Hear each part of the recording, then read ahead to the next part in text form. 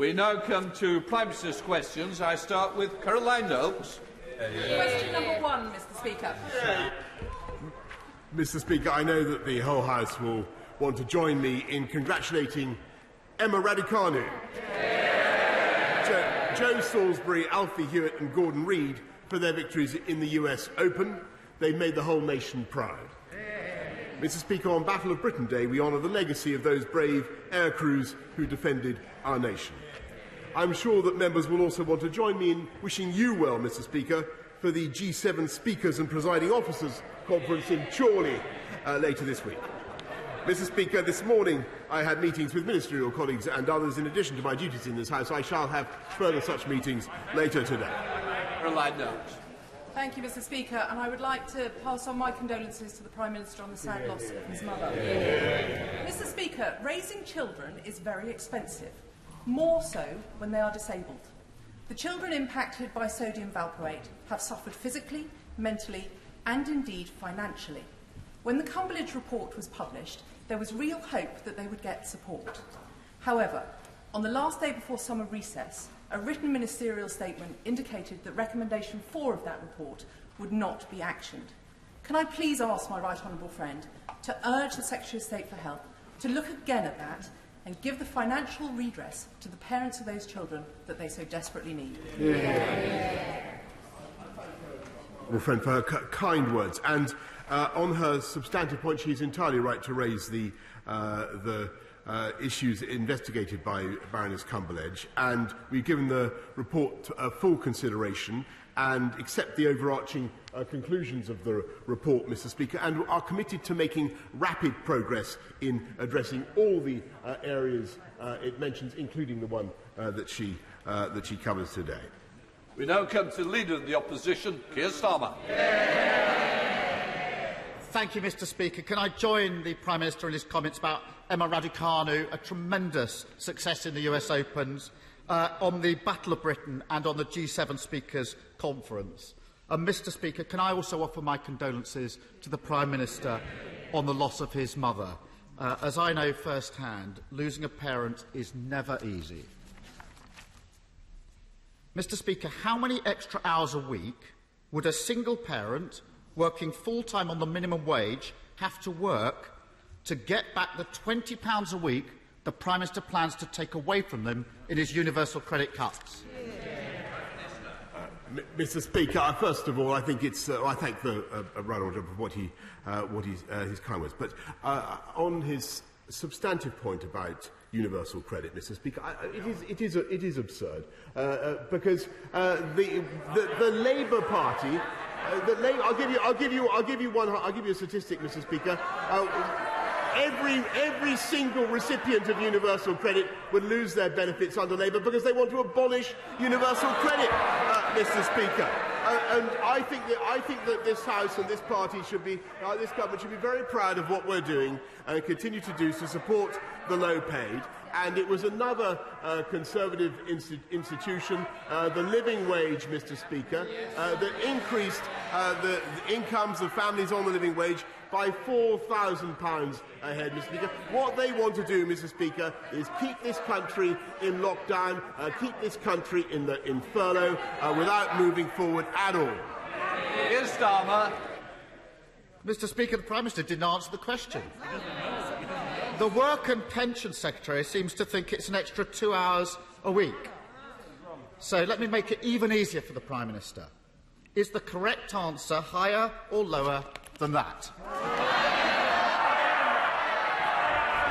Mr. Speaker, what I can tell the right honourable gentleman is that under this government, for the first time in decades, wages are rising, Mr. Speaker.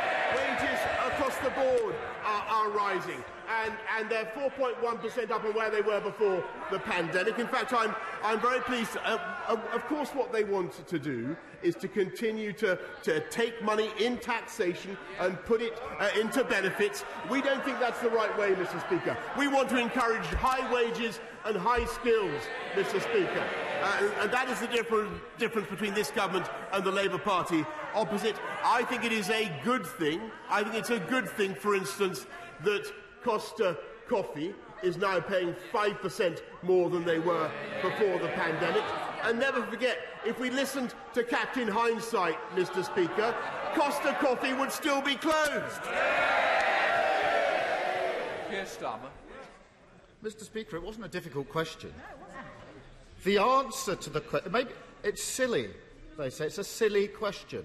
How much would somebody working full-time on the minimum wage have to, how many hours they'd have to work to make up for the cut, is apparently a silly question.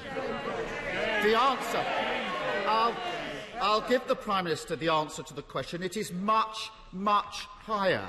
A single parent could be a constituent working on the minimum wage, already working full-time, would need to work over 9 hours a week on top of their full-time job just to get the money back that the Prime Minister had taken away from them. Prime Minister, they are already working full-time. They've got kids. How on earth does the Prime Minister think they're going to find the time to work an extra 9 hours? In truth, Mr. Speaker, an extra day every week. How, Prime Minister? Mr. Speaker, I tell you what we're doing to support people on low incomes, not only with the living wage, but 30 hours of free childcare, freezing petrol duty, Mr. Speaker, extending the cost of heating allowance for 780,000 people across this country. But even more important than that, Mr. Speaker, for the low-paid, what we're doing is seeing encouraging measures to see their wages rise. We're investing in their skills, Mr. Speaker. We're investing in work coaches, Mr. Speaker. And there's a dividing line now between this government and the opposition. We want a high-wage, high-skill economy with controlled immigration, Mr. Speaker. And what they want is low wages, low skills and uncontrolled immigration. That's what they stand for. Let's test that right now. We've had 3 questions and the Prime Minister hasn't answered one of them. And it's obvious why. The truth is that these low-paid workers can't work longer hours to get back the money the Prime Minister is cutting from them. He knows it. They know it. Millions of working families will be hit hard, very hard, by the Prime Minister's universal credit cut. And the reason, Prime Minister, is this. Why would they have to work an extra 9 hours, a full day every week, to get that £20 back? It's because of his broken tax system. He's just said how good it is. So let's test it. After his national insurance rise, for every extra pound that these workers earn, his government will take more than 75 pence from them. That's why they have to work for 9 hours one day. Why is the Prime Minister?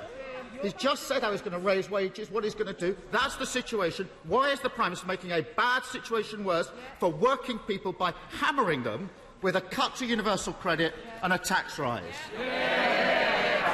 Mr. Speaker, actually what we've done with our local housing allowance is increase by £600 the amount of money to be available to exactly the type of person that he mentions. But he attacks the plan, Mr. Speaker. He attacks our plan to fix the backlogs in the NHS that we announced last week. And I have to say, I thought it was utterly incredible that the party of Nye Bevan should have come to this House last Wednesday and voted against measures that would fix the NHS, Mr. Fardy. Mr. Speaker, it's quite clear that this is now the party of the NHS. They simply do not have a plan, Mr. Speaker. They don't have a plan for universal credit. They want to abolish it, and they don't have a plan to fix the NHS or social care, Mr. Speaker. Keir Starmer. Mr. Speaker, an unfair tax rise which won't fix social care and won't clear the NHS backlog is not a plan, Prime Minister. And the Prime Minister pretends. He pretends he's no alternative but to hammer working people with tax rises and universal credit cuts.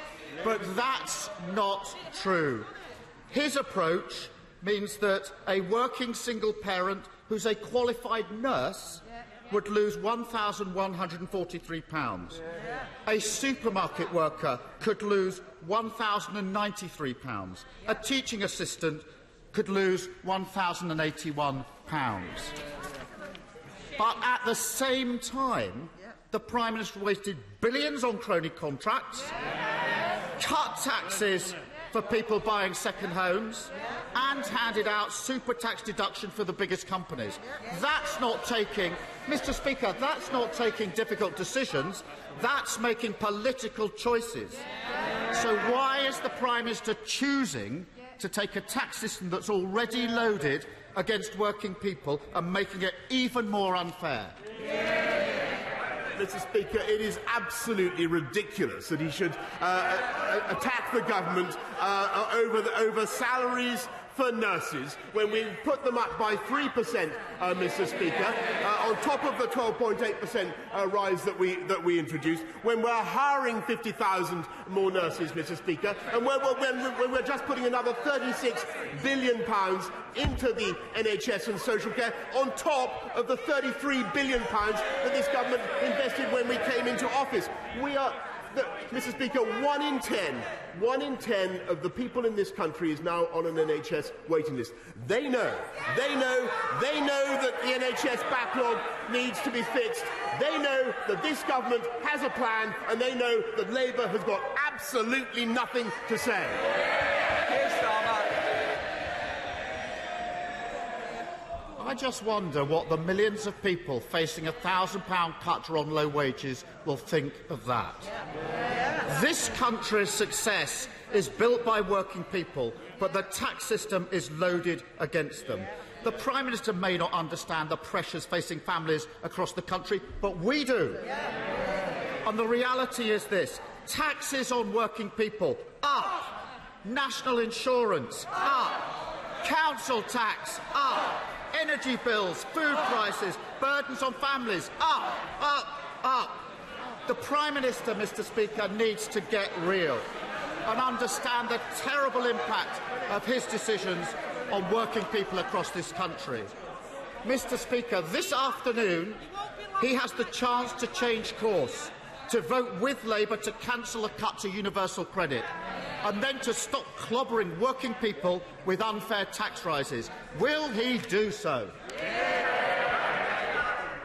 Well, Mr. Speaker, let me tell. I think you see the panto season has come early. So let me tell him. Growth. Which country? Order. If it is, it's certainly behind you, Prime Minister. Well, let me ask you, Mr. Speaker, since you're a man of great restraint and taste and judgment, which country has the fastest growth in the G7? Where is employment up, Mr. Speaker? Where are job vacancies at the highest level up, Mr. Speaker? As for wages, Mr. Speaker, they are up. Higher than they were before the pandemic. I've listened to the right honourable gentleman very carefully over the last fortnight. I'm told that he has a 14,000-word essay in gestation, Mr. Speaker. I don't know why he can't produce it right away. I mean, why does the world have to wait for the thoughts of Chairman Keir? Having listened to what he's had to say.